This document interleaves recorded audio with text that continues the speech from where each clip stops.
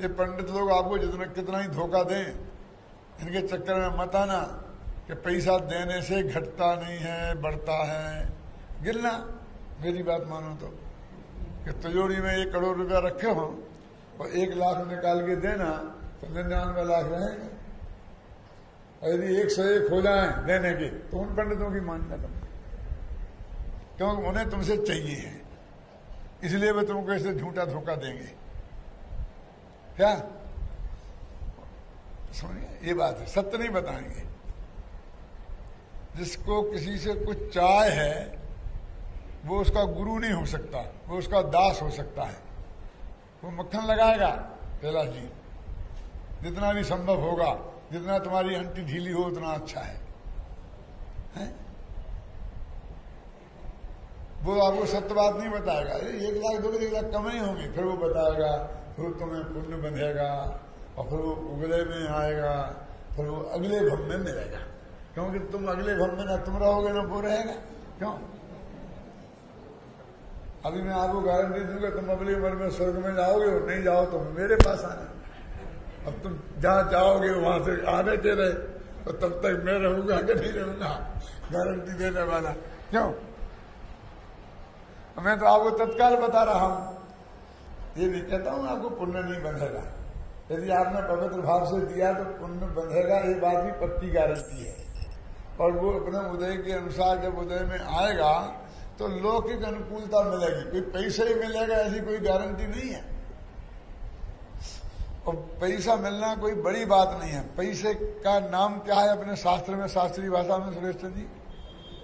पैसा किसे कहते हैं? हिंसा, झूठ, चोरी, कुशील, परिग्रह, इनमें आता कहीं कि नहीं आता? तो पाप कहा, तो तुम करोगे पुण्य और मिलेगा पाप। समझा रहे सब पंडित, तो सब हम समझ रहे। तो है क्या? पुण्य के उदय में अनुकूल संयोग मिलते हैं, बस इतनी सी बात है। हो सकता है कि आपके पास पैसा नहीं होना आपके लिए अनुकूल संयोग हो, होना प्रतिकूल संयोग हो। क्यों? आज तक हमारे पास किसी डाकू की चिट्ठी नहीं आई, ऐसा भाग्य तो आप लोगों का ही है। कभी इनकम टैक्स वाले का धारा नहीं, किसी का कोई नोटिस नहीं, किसी का कुछ नहीं।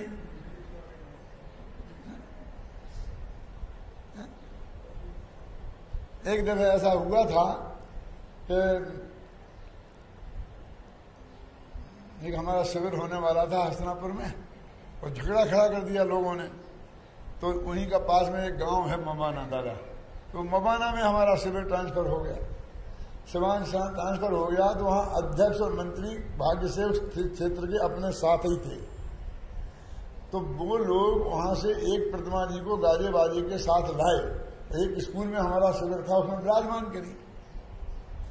तो सामने वाले ने पुलिस में रिपोर्ट लिखाई कि अध्यक्ष मंत्री का नाम थी उसी क्षेत्र के, और साथ में मेरा नाम, एक प्रतिमा चोरी कर ले गए। जबकि मैं तो वहां था भी नहीं, मैं तो वो जहां प्रतिमा आई थी विराजमान करके पूजा पाठ हो रही थी वहां था, वहां नहीं था जहां से वो आई थी। लेकिन हम लोगों के नाम चोरी करने, प्रतिमा की चोरी करने में लिखा दिए रिपोर्ट, और वहां पुलिस आईजी माईजी और सब आकर के, पुलिस सुपरिटेंडेंट और आईजी वहां आए साहब। तो वहां लोग पूजन कर रहे थे प्रतिमा की, तो देख के ये तो पूजा कर रहे हैं, ये चोरी करके लाए होंगे क्या? फिर हमारा प्रवचन था तो बैठ गए, हमने प्रवचन सुना 1 घंटा। तो प्रवचन के बाद में आकर के हमारे पैर पड़े और उन्होंने कहा, भैया आप शांति से करो, इन लोगों ने आपके विरुद्ध जैसी ऐसी रिपोर्ट लिखाई है, इसलिए हम आए थे, लेकिन हम तो देख के दंग रह गए। यहाँ तो आप लोग पूजा कर रहे थे, प्रवचन कर रहे थे, और ये तो अध्यक्ष मंत्री हैं।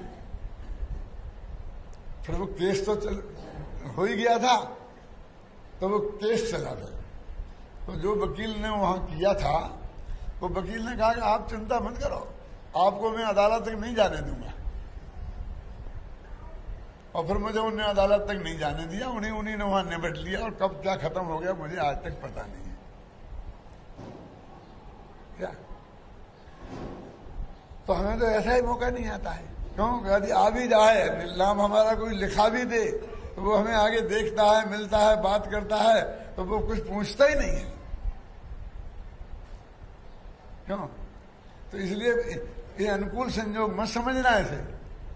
कितने लोग आपके पीछे चढ़ते हैं, ये उस परिग्रह नामक जो भी है उसका परिणाम है। पुण्य से तो अनुकूलता मिलती है, अनुकूलता मिले आपको, शांति से आप रह सको, 2 रोटियां खाओ, शांति से रह सको, वो अनुकूलता प्राप्त होती है, वो अवश्य प्राप्त होगी।